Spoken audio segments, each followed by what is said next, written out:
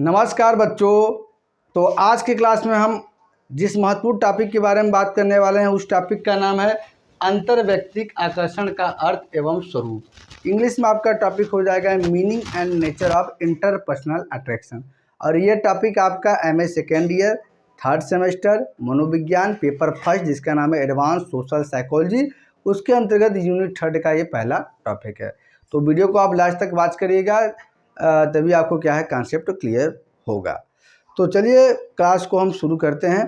तो देखिए, अगर अंतर्वैयक्तिक आकर्षण इस शब्द पे आप गौर करेंगे तो देखिए अंतर्वैयक्तिक मतलब होता है दो व्यक्तियों के बीच में, ठीक है, दो व्यक्तियों के बीच में पसंदगी या नापसंदगियों को ही हम क्या है अंतर्वैयक्तिक आकर्षण बोलते हैं। आकर्षण शब्द से आप लोग भली भांति परिचित होंगे। आप लोग कहते सुनेंगे मैं उनसे आकर्षित हो गया, मैं उस पर मेरा अट्रैक्शन है, ऐसे आपने कहते सुना होगा। तो आखिरकार सामाजिक मनोविज्ञान में या साइकोलॉजी में क्या होता है अट्रैक्शन, इसको भी हम लोग समझेंगे, और अंतर्वैयक्तिक आकर्षण क्या होता है इसके बारे में भी हम लोग डिटेल में बात करेंगे। तो देखिए, सामाजिक व्यवहारों की उत्पत्ति में अंतर्वैयक्तिक आकर्षण की महत्वपूर्ण भूमिका होती है। यानी कि सामाजिक व्यवहार को उत्पन्न करने में अंतर्वैयक्तिक आकर्षण महत्वपूर्ण भूमिका अदा करता है। अब प्रश्न उठता है कि सामाजिक व्यवहार क्या होता है। तो जो हम समाज में अनुक्रिया करें, जो हम समाज के साथ व्यवहार करते हैं उसे हम सामाजिक व्यवहार कहते हैं, ठीक है।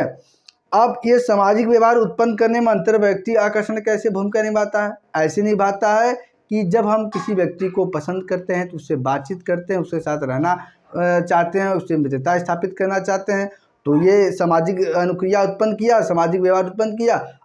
और जब हम किसी व्यक्ति को नापसंद भी करते हैं तब भी क्या है उस व्यक्ति के प्रति हम ईर्ष्या द्वेष जलन की भावना रखते हैं, वो तब भी हमारे दिमाग में रहता है। तो इससे भी क्या है सामाजिक व्यवहार की उत्पत्ति होगी। आगे बढ़ते हैं। इसी कारण व्यक्ति एक दूसरे के समीप आता है। यानी कि अंतर्वैयक्तिक आकर्षण के कारण ही व्यक्ति एक दूसरे के समीप आता है, और व्यक्ति जब एक दूसरे के समीप आता है, बातचीत होता है, तो फिर क्या होता है मित्रता स्थापित होता है।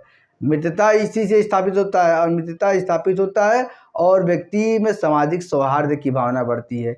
व्यक्ति एक दूसरे की मदद करने का व्यवहार करना सीखता है, ठीक है, किसके माध्यम से? अंतर्वैयक्तिक आकर्षण के माध्यम से। और क्या सामाजिक मनोविज्ञान में कहा जा रहा है कि यह एक रचनात्मक अंतःक्रिया है। यानी कि ये क्या है दो व्यक्ति या उससे अधिक व्यक्तियों के बीच होने वाले परस्पर रचनात्मक वार्तालाप को ही हम क्या है अंतर्वैयक्तिक आकर्षण बोलते हैं। अब अंतर्वैयक्तिक आकर्षण में एक शब्द बहुत आ रहा है कि आकर्षण, और आप लोगों ने भी बहुत शब्द सुना होगा आकर्षण, जिसको अंग्रेजी में अट्रैक्शन बोलते हैं।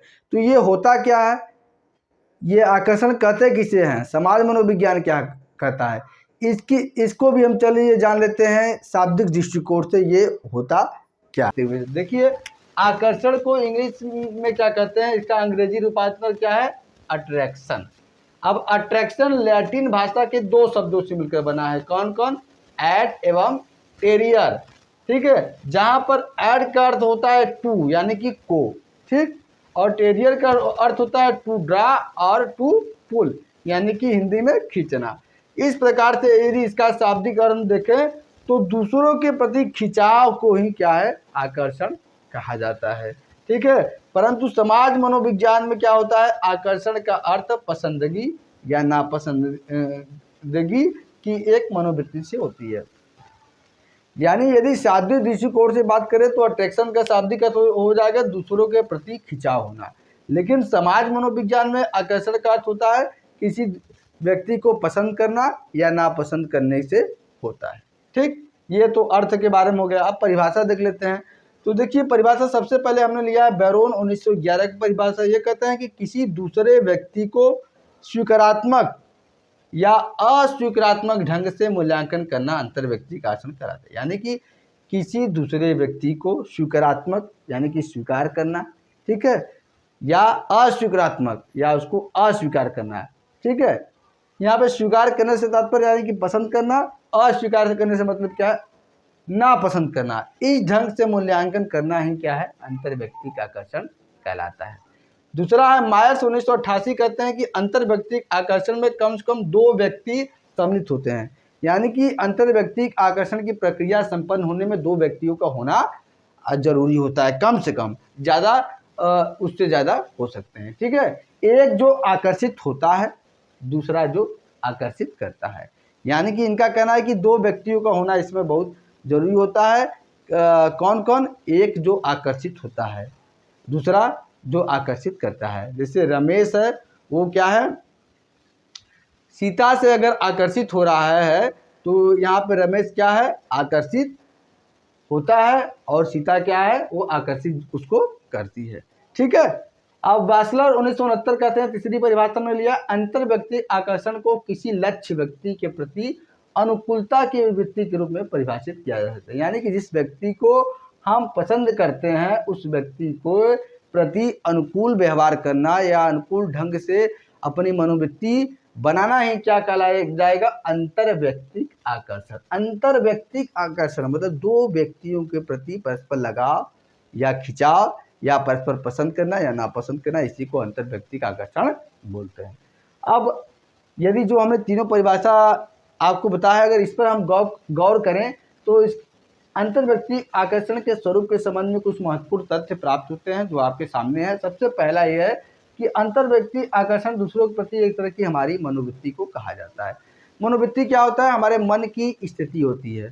ठीक है, तो हर व्यक्ति, बहुत समाज में, जिस समाज में आप रखते हैं उस समाज में बहुत से ऐसे व्यक्ति होंगे जिसको आप पसंद करते हैं, उनके प्रति हमारी मनोवृत्ति धनात्मक होती है। अब बहुत से ऐसे व्यक्ति होते हैं जिनको हम नापसंद करते हैं, उनके प्रति हमारी मनोवृत्ति क्या है, ऋणात्मक होती है। तो यही कह रहा है। दूसरा है मनोवृत्ति के समान अंतर व्यक्ति आकर्षण स्वीकारात्मक या धनात्मक, जो हमने भी बात किया, तथा अस्वीकारात्मक या ऋणात्मक कुछ भी हो सकता है।